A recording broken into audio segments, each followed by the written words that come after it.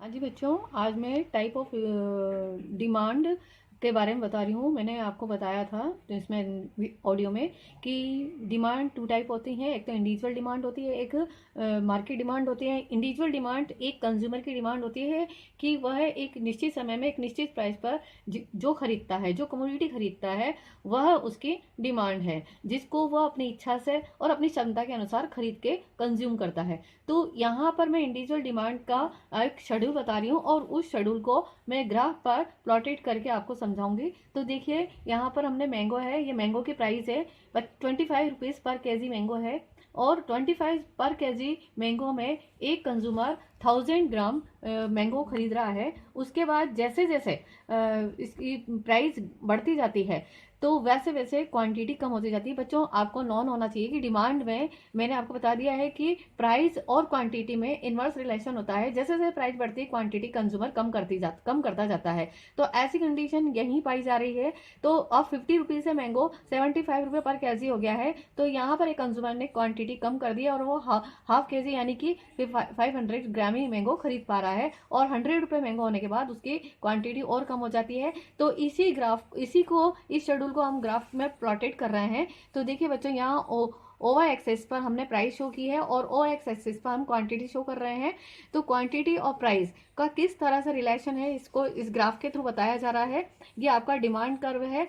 तो जैसे 25 रुपीज़ में कंज्यूमर ने 1000 जो ग्राम मैंगो खरीदा था, प्राइस बढ़ी 50 रुपीज़ हुआ, उसकी क्वांटिटी कम होती गई, 750 हो गया है। 75 रुपये पर केजी के हिसाब से फिर उसका क्वांटिटी 500 ग्राम ही हो गया है। तो इस तरह से एक डिमांड कर स्ट्रेट लाइन के रूप में चला रहा है, क्योंकि उसकी जो इनकम है उस इनकम के अंदर ही अंदर उसको अपनी क्वांटिटी यानी कि अपना सेटिस्फेक्शन लेवल कवर करना है। तो इस तरह से, और इसमें ऐसा नहीं है कि वो जबरदस्ती अगर प्राइस बढ़ रही तो भी खरीदे, यहाँ बिल्कुल ऐसा नहीं होता है। इनवर्स रिलेशन है और अपने बजट के अनुसार ही वो कार्य करता है। उसके बाद मैं आपको यहाँ पर बता रही हूँ कि ये मार्केट डिमांड शेड्यूल है। मार्केट डिमांड जो आपको ये तो समझ में आ गया है कि प्राइस और क्वांटिटी का रिलेशन इनवर्स होता है। As price of mango are increase the quantity demand are decrease.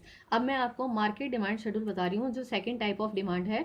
तो मार्केट डिमांड शेड्यूल में इंडिविजुअल में तो एक कंज्यूमर अपनी डिमांड को पूरा करता था एक निश्चित इनकम में। अब यहाँ पर ऑल कंज्यूमर आ जाते हैं जो कि मार्केट में एक निश्चित प्राइस पर निश्चित समय पर अपनी जो डिमांड पूरी करते हैं। तो ऐसी डिमांड को हम मार्केट डिमांड कहते हैं। तो देखिए, यहाँ पर ये मैंगो का जो आपको दे रखा है, मैं पॉमीग्रेनेट भी बोला है मैंने, एक ही बात है, अनार लो या आम लो एक ही बात है। तो देखिए, प्राइस यहाँ पर 25 रुपये केजी है मैंगो का, और एक कंज्यूमर है ए जो कि क्वांटिटी खरीद रहा है 1000, और बी उसी प्राइस में 1100 जो है यहाँ पर वो उसको यहाँ मिल रहा है। ऐसा नहीं है कि कोई देखो, दुकान मार्केट में बहुत सारी दुकानें होती है और दुकानें अलग अलग एक ही कीमत पर अलग अलग क्वांटिटी भी कभी कभी सेल करती है। तो इसने 1100 मैंगो केजी मैंगो खरीदे हैं। तो दोनों का टोटल मिलाकर जो डिमांड हुई है एक निश्चित प्राइस पर, एक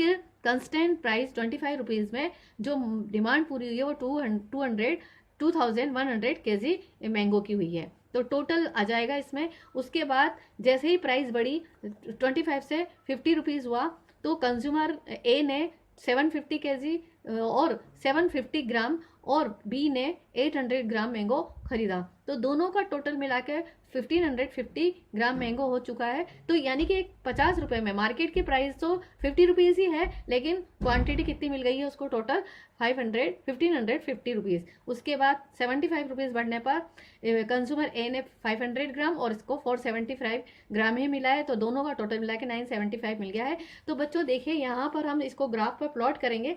ग्राफ पर प्लॉट करने के बाद ये हमारा प्राइस है और ये हमारा क्वांटिटी है।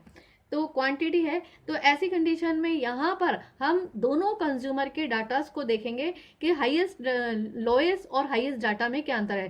कंज्यूमर ए, कंज्यूमर बी और टोटल, इन तीनों के डाटास को देख रहे हैं। सबसे लोवेस्ट डाटा हमारा 250 है और हाईएस्ट डाटा हमारा 2100 है। तो इस बेस पर हम स्केल मानेंगे क्वांटिटी में।